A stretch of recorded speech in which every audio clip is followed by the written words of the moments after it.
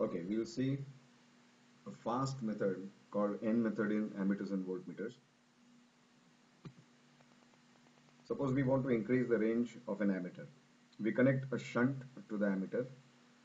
Suppose the initial range was 10 milliampere and final range is 1 ampere.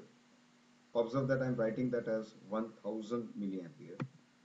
Now N is equal to I upon Ig, where N is the number of times the range is increasing. I is the final range and Ig is the initial range. So N is equal to 1000 upon 10, N is equal to 100. So in our problem, we are increasing the range 100 times. Now it helps to convert ampere to milliampere.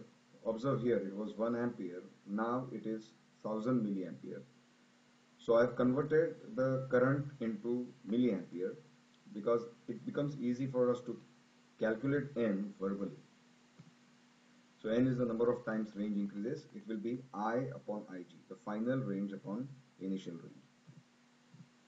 So Ig is the initial range, I is the final range. To increase the range, connect a shunt such that Ig by I is equal to S upon S plus G. Now refer to the discussion we had in the classroom. So N is equal to I upon Ig. In other words, this Ig by I will be 1 upon N. So 1 upon N is S upon S plus Sg. Bring this S plus G on this side and bring this N on this side and solve. You will get S is equal to G upon N minus 1. Now what is the effective device resistance? Recall the circuit. It was G and S parallel connected to it. So the effective device resistance will be G parallel S. So 1 by GE is 1 by G plus 1 by S. So 1 by G is 1 by G plus reciprocal of S from this you will have N minus 1 by G. So you get GE is equal to G upon N. In other words, if the range increases N times, the effective device resistance decreases N times. Now what happens to the sensitivity? Okay, we were initially measuring Ig. That was before we connected the shunt. So SI was d theta by dig. Now SI dash will be d theta by di. This is the sensitivity finally after we connect the shunt. Observe this currents carefully. This is Ig here and this is I here. Now I is equal to Nig. Take a derivative of this with respect to theta. So you have di by d theta is N dig by d theta. Take a reciprocal of that. So you get d theta by di is 1 upon N d theta by dig. And d theta by di is SI dash. D theta by dig is SI. So you get SI dash is 1 upon N SI. So summarize. If the range increases N times, the shunt required would be G upon N minus 1. The effective device resistance would become G upon N and the sensitivity will decrease N times. Increasing the range of voltmeter. Again, Vg is 100 millivolt, that is before the resistance is connected. This V is 5 volt. Observe again that I have converted it into 5000 millivolt. So N is V upon Vg, final upon initial. So it is 5000 by 100, it is 50. Where again N stands for number of times the range increases. Now Vg is the initial range, V is the final range. To increase the range, connect a series resistance R such that R is V minus Vg upon Ig. Now again this comes from the classwork discussion. N is equal to V upon Vg, final upon initial. So R is equal to NVg minus Vg by Ig.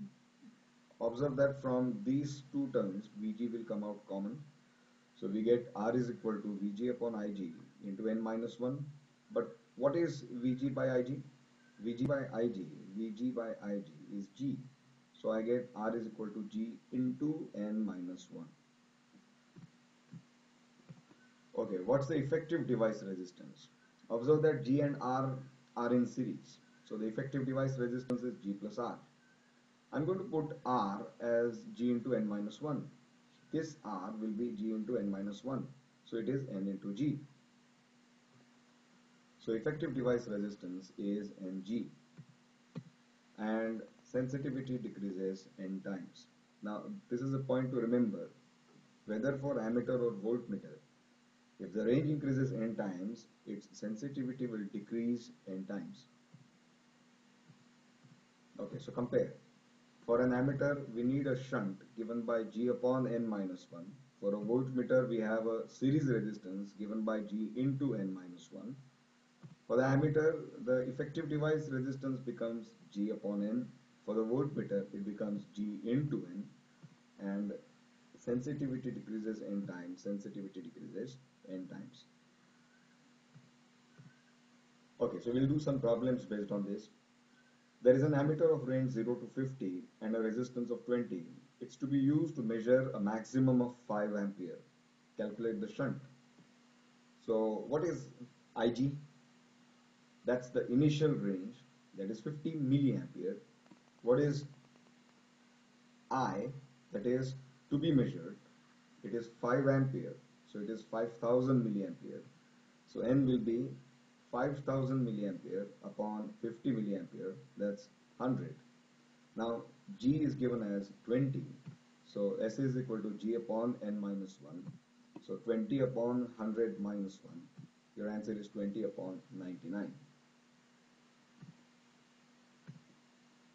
A galvanometer of range 0 to 10, 2 ampere and resistance 30 is to be used to measure a maximum of 20 ampere. Okay, so observe that the range has increased 10 times. It is 20 upon 2. The effective device resistance of the galvanometer would be, well, it's an ammeter problem. So N is 10. Effective device resistance is G upon N. So it is 30 upon 10. It should be 3. Okay, current sensitivity of a MCG is 20 divisions per milliampere. Voltage sensitivity is 5 divisions per millivolt.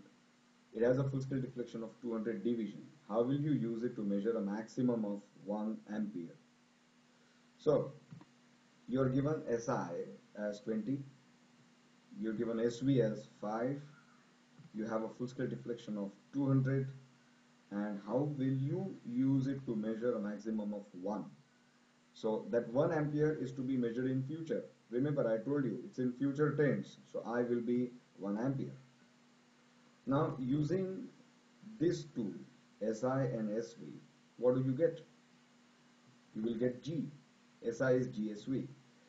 So G will be SI upon SV. So it's 20 by 5, it is 4 ohm. Now 20 divisions read 1 milliampere. 20 divisions read 1 milliampere. It has a full scale deflection of 200 division. So 200 divisions read 10 milliampere. It's a simple cheapo problem. 20 reads 1, so 200 will read how many? So it's 200 into 1 upon 20. Refer, we have done this problem in the class once. So Ig is 10, I is 1000. In other words, N has increased 100 times. So shunt would be G upon N minus 1. So 4 upon 100 minus 1. A galvanometer of resistance 50 is shunted with 5. The fraction of the current passing through the galvanometer is. Fraction of the current passing through the galvanometer is Ig by I. It's S upon S plus G. So it is 5 upon 5 plus 50. 5 upon 55. That's 1 by 11. Oh, so observe we don't use N here in any case. But if you look at it carefully, you will observe that N has increased 11 times in this problem. Also, if they could have asked what fraction of the current passes through the shunt, then 1/11 passes through the galvanometer, so 10/11 would be passing through the shunt. When shunted, 80% of the current passes through the shunt. Oh, there it is. Its device resistance will decrease how many times? What is this internet connection coming? Okay. Is is 80 by 100 into I. Let me get rid of this. Okay. So shunt current is 80% of total. In other words, 20% has to pass through the galvanometer. So Ig is 20 by 100 of I. So Ig by I is 1 upon 5. Can you guess what's the value of N?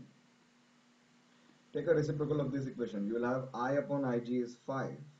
In other words, N is 5. So its device resistance will decrease 5 times. Oh yeah, its number of times the range is increasing is 5. So effective device resistance will